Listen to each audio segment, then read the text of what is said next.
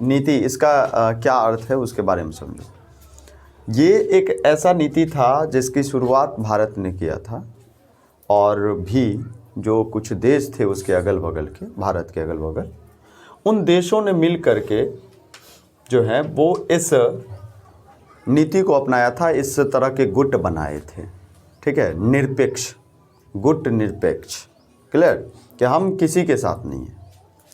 अब उधर था क्या, आपको पता है कि 1945 से लेकर के 45 से जब हिरोशिमा और नागासाकी पर बम गिरा था, उसी के बाद से रूस और अमेरिका के बीच में मतभेद हो गया, और वहाँ से स्टार्ट हो गया था शीत युद्ध का युद्ध, ठीक है, शीत युद्ध का युद्ध ये चल रहा था।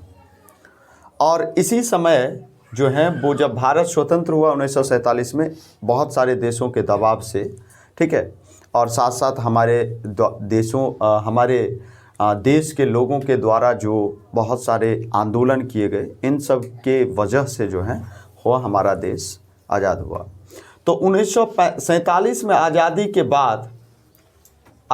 बाद हुआ क्या कि अमेरिका और यूएसएसआर, ठीक है, जो बाद में आकर के 1991 के बाद उसके प्रमुख देश जो थे वो रूस थे, बाकी बहुत सारे देश थे जो मध्य एशिया के भी देश थे, कुछ यूरोप के भी संगठन के देश थे।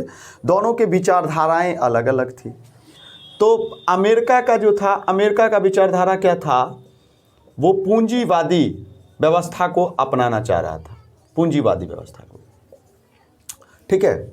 और यूएसएसआर जो था वो जो है वो साम्यवाद व्यवस्था, साम्यवाद की व्यवस्था को जो है वो अपनाना चाहता था, और वो अपने साथ बहुत सारे देशों को ये जो इनका सोच था, इसको वो इस नीति को थोपना चाह रहे थे, और चाह रहे थे कि ज़्यादा से ज़्यादा यूरोप से भी कुछ देश आए, मध्य एशिया से भी थे बहुत सारे, और उसको कंट्रोल करके इस तरह से दोनों के बीच में ये मतभेद चलता रहा, ठीक है। और जिस मतभेद को, जब मतलब हथियारों का लड़ाई नहीं था, ये और सिर्फ जो है वो मतों का था, नीतियों का था, कि ये पूंजीवादी थे और ये जो है वो साम्यवादी नीति को अपनाए हुए थे। अब इसी दौरान जैसे ही भारत फ्रीडम हुआ, तो अमेरिका चाह रहा था कि मेरे साथ भारत आ जाएगा, और यूएसएसआर चाहता था कि मेरे संगठन में आएगा भारत।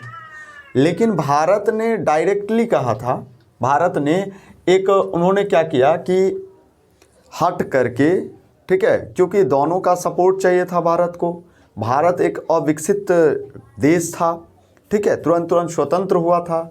तो भाई किसी के गुट में अगर जाता, या मतलब अमेरिका के गुट में जाता, या फिर यूएसएसआर के गुट में जाता, दोनों के तरफ से क्या होता, दुश्मनी होना ही था एक से।